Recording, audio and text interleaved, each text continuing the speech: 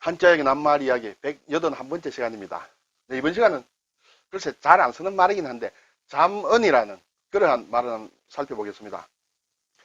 네, 기독교를 믿는 사람들은 이 말에 익숙해져 있습니다. 성경의 한 책을 얘기하거든요. 그래서 많이 쓰는데 보통 일반적으로 잘 쓰지 않는 말이에요. 그렇지만 알아놓는 것 좋지 않겠습니까? 네, 한번 보겠습니다. 잠언이다. 잠이라는 것은 바늘 잠 또는 경계할 잠, 그리고 어느 말씀언입니다. 이것은 우리가 부수자이므로 별도 설명을 드리지 않겠습니다. 잠이라는 것은 뭐냐? 왜 바늘이라 하느냐? 대중물이 있는 거 보니까 대로 만든 바늘이 모양입니다. 우리가 바늘은 보통 쇠로 많이 만들죠. 그렇지만 뭐 뜨개질 할 때는 또 대나무나 이런 것으로 만들기도 합니다. 어쨌든 대죽이 들어갔고, 문제는 다함이라는 글자가 들어갔어요. 함, 다 함께라는 그런 뜻이죠. 이것은 사실은 잘 쓰이지 않는 그런 글자예요. 단독으로는 많이 쓰이지 않습니다. 물론 함경북도, 함경남도, 함경도 할 때는 이걸 씁니다. 그리고 옛날에 남의 조카를 이렇게 높여서 함씨 뭐 그런 말도 저는 어릴 때 좀 들었습니다만 지금은 뭐 거의 쓰이지 않는 말입니다. 그렇지만 이 글자가 상당히 중요한 글자예요. 여기에 아래에 뭘 넣느냐? 마음을 넣으면 느낄 감이 되죠. 뭐 그런 것도 있고 굉장히 많이 쓰이는 글자예요. 이 글자를 한번 뜯어보면, 자, 창과가 있습니다. 창이 있죠. 창에 날이 있습니다. 그럼 우리가 일반적으로 도끼 같은 그런 것을 얘기합니다. 그리고 이 날을 뜻하는 이렇게 선을 그어서 이것은 술이라고 합니다. 개술. 그리고 비슷한 글자가 사실 있죠. 이렇게 해서 점을 이렇게 찍은 것은 수라고 합니다. 한산섬 달 밝은 밤에 수루에 홀로 앉아 이순신 장군의 그 한산도가에도 나오는 것이 수가 됩니다. 그리고 위수령, 계엄령할 때 위수령, 지킬 수입니다. 어쨌든 이것은 술이 되겠습니다. 이것은 이제 천간에 주로 많이 쓰입니다. 자, 이 모양을 보면 도끼 날로 이렇게 뭘 하겠다는 그런 모양이에요. 그럼 무섭죠? 무서워서 사람들이 입을 넣으면 입을 꽉 다물고 있어요. 모두 다. 도끼로 이렇게 내리치려니까 무서워서 꼼짝을 못하고 다 입을 다물고 있습니다. 그래서 다라고 합니다. 자, 다라는 뜻이 있는데 본 뜻은 무엇이냐 하면 입을 다물게 하는 뜻이에요. 벌어진 것을 합친다, 다문다 그런 뜻이에요. 그래서 여기에 이 글자에 대죽을 하면 대나무로 뭔가 바늘을 만들어서 뜯어진 것을 이렇게 묶어서 다 이렇게 합치게 한다 그런 뜻이에요. 그러므로 바늘이라는 뜻이 있어요.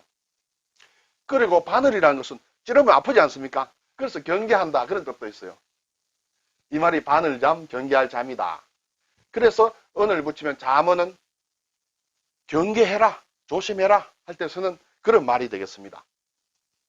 자, 사전을 한번 보면 교훈이 되고 경계가 되는 짧은 말을 잠언이라고 한다. 그리고 또 특별하게 고유명사라고 할 수 있을까요? 구약 성경 중에 한 편이다. 솔로몬 왕이 지은 것으로 잠언이란 그런 성경의 책이 있다. 그것이 바로 물론 교훈이 되고 경계가 되도록 한 그런 말이 되겠죠. 그리고 이 잠언과 비슷한 것이 이제 격언이다 또는 거문이다. 이거 우리가 많이 들어본 것이죠. 우리가 학교 다닐 때도 많이 썼습니다. 그러면 거의 비슷한 말이에요. 격언 뭐냐? 예를 들어서 시간은 금이다 라는 것은 우리가 사람들이 쭉 살아오는 동안 누구나가 느낀 것 아닙니까? 오랫동안 사람들이 많은 사람이 느껴서 이것은 확실하다. 이것은 누가 달리 얘기할 필요도 없을 정도로 확실한 얘기다. 그런 것을 우리가 격언이라고 합니다. 그래서 여기에서 격이라는 것은 글쎄요, 일종의 거의 확실히 정해놓은 법칙과 같은 그런 것이다 해서 그런 법칙과 같은 말이다 해서 격언이라고 합니다. 격자가 또 굉장히 복잡하거든요. 뜻을 너무 많이 가지고 있습니다. 그 중에 하나, 거의 법칙과 같은 말이다.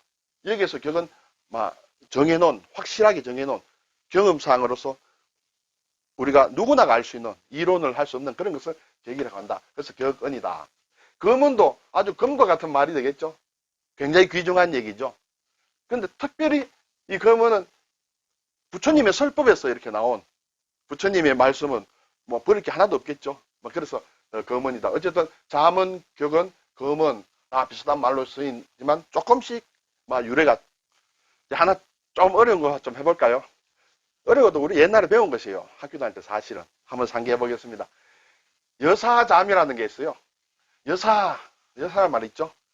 잠은 이제 바늘, 경계한다 그런 얘기죠. 여사는 궁중에 있는 여인들을 얘기합니다. 물론 뭐 황후도 있고 뭐 그다음에 쭉 여러 가지 끝에 뭐 무술까지 있을지 모르겠습니다만 어쨌든 궁중의 여인을 여사라고 한다. 그 사람들이 지켜야 할 법도 꼭 지켜야 된다. 경계에서 지켜야 된다는 것이 여사잠이라는 것이 있어요. 자, 어떤 사람이 뭔가 규칙을 만들어서 얘기를 합니다. 교훈을. 이제 앞으로 꼭 지켜야 돼 하면서 처음에 어떻게 해야 된다, 둘 때 어떻게 해야 된다, 이렇게 쭉 글을 썼어요. 서진에, 진나라, 서진에 장화라는 사람이 이렇게 이런 궁중에 있는 여인이라면 반드시 이것을 지켜야 된다. 어기면 안 된다. 왜냐하면 어기게 되면 궁중에 막 말이 많이 생기고 여러 가지 사건이 생기고 결과에 따라서는 비극적인 결과도 나오므로 이것은 꼭 준수를 해야 된다라고 만든 것이 여사잠이란 말이에요. 아까 솔로몬의 잠언이라든지 이것도 우리가 꼭 교훈으로 지켜야 될 것 그런 것을 했듯이 이렇게 궁중에 있는 여자라면 누구나 지켜야 되는 것이 여사잠이다.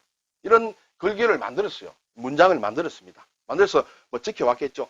왜 그것을 만들었느냐 하는 것은 궁중에 큰 비극적인 일들이 많이 있었기 때문에 그것을 없애기 위해서 만들었어요. 그 내용은 저도 자세히는 모르고 잠깐 인터넷에서 봤습니다만 조금 자세하게 아시려면 별도로 한번 검색해 보는 것도 좋으시리라 생각이 됩니다. 어쨌든 필요성이 있어가 여사잠을 만들었다. 이 여사잠을 그림으로 표현을 했어요. 고개지 들어보셨죠? 중학교 때 미술 시간에 나오는데 고개지가 이 여사잠을 그림으로 나타냈어요. 그림을 그리고 설명을 쭉쭉 했겠죠. 이 양반은 동진, 이 진나라가 서진, 동진이 있었는데 나중에 생긴 게 이제 동쪽에 생긴 진이라 해서 동진입니다. 그때 화가다. 장화라는 사람보다는 상당히 한 뭐 200년 가까이 이렇게 뒷사람입니다. 옛 사람이 만들어 놓은 여사잠을 보고 그림으로 그려서 이제 설명을 한다. 굉장히 유명한 세계적인 그림이죠. 우리나라 중학교 교과서에도 나오니까요. 지금 이 그림이 이제 이런 것이에요. 고개지 여사잠도가 쭉 여러 개 있는 모양이에요. 이거 지금 대형 박물관에 아마 보관이 되어 있는 모양이에요. 고개지 여사잠도다. 네. 그래서 잠과 관련된 것은 잠은 여사잠도 그 정도입니다. 자, 글자 하나 복습 한번 해볼까요? 이게 다 함이라고 했죠. 함. 도끼를 치려니까 입을 꽉 봉해버렸어요. 입을 꽉 봉한다.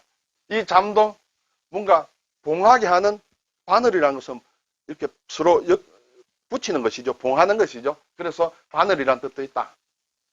실을 뜻하는 거 이것도 진짜 바느질을 할 때는 바느질을 해서 이렇게 봉합을 하죠. 그때 함입니다.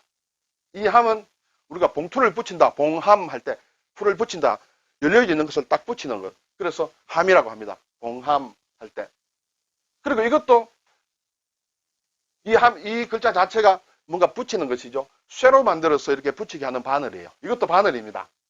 우리가 바늘 할 때는 이런 바늘 침자도 쓰죠. 바늘 침자도 쓰지만 이런 침자도 있습니다. 우리가 침을 놓는다 할 때 쓸 때 이 침을 써요. 침구, 침을 놓고 뜸을 들이는 것.